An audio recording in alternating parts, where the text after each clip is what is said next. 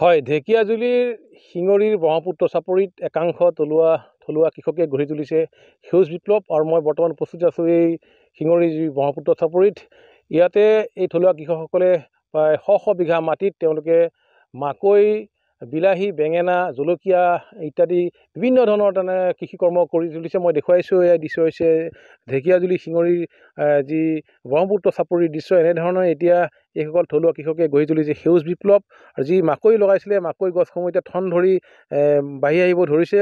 আৰু যি বিলাহী, বেঙেনা আৰু এইবোৰো এতিয়া ঠন ধৰি লাগি আহিছে। মই দেখুৱাবলৈ বিচাৰিছোঁ, মোৰ সহযোগী বিশ্বই দেখুৱাব, মই দেখুৱাব বিচাৰিছোঁ যি শিঙৰী যি ব্ৰহ্মপুত্ৰ চাপৰিত এনেধৰণে এতিয়া একাংশ থলুৱা কৃষকে তেওঁলোকে সেউজ বিপ্লৱ গঢ়ি তুলিছে।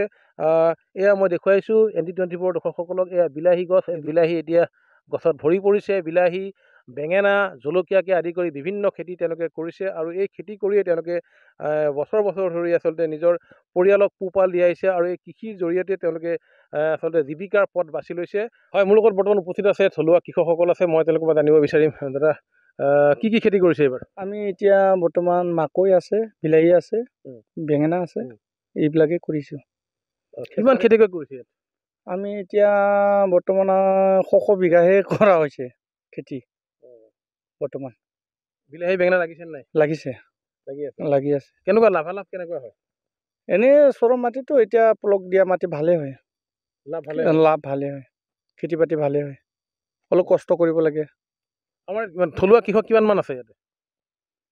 এতিয়া বৰ্তমান থলুৱা মানে বহুতেই আছে, সকলোৱে কৰি আছে। কিমান বিঘা কৰিছে আপুনি? মোৰ 29 বিঘা এতিয়া বৰ্তমান। মোৰ বৰ বৰগত আৰু বাকী কেইটাতো আছেই।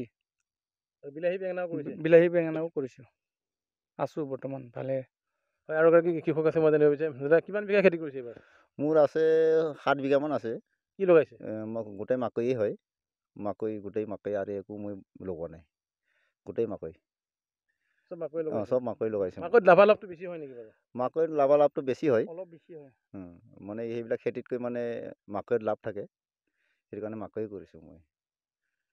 হয়, আচলতে এনেধৰণে প্ৰতিগৰাকী কৃষক আচলতে ব্যস্ত হৈ আছে। আৰু এগৰাকী কৃষক আছে, মই জানিব বিচাৰিম আপুনি কিমান খেতি কৰিছে এইবাৰ? মোৰ 10-12 বিঘামান মাকৈ খেতি আছে।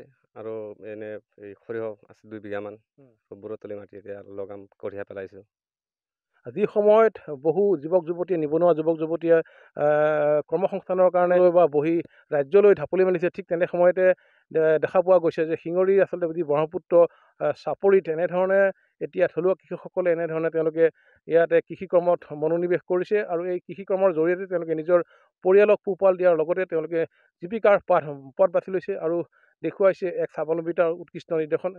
এনেধৰণে এতিয়া এইসকল যি থলুৱা কৃষকে ব্ৰহ্মপুত্ৰৰ যি শিঙৰীৰ চাপৰিত গঢ়ি তুলিছে সেউজ বিপ্লৱ আৰু দেখুৱাইছে এক স্বাৱলম্বিতাৰ উৎকৃষ্ট নিদৰ্শন।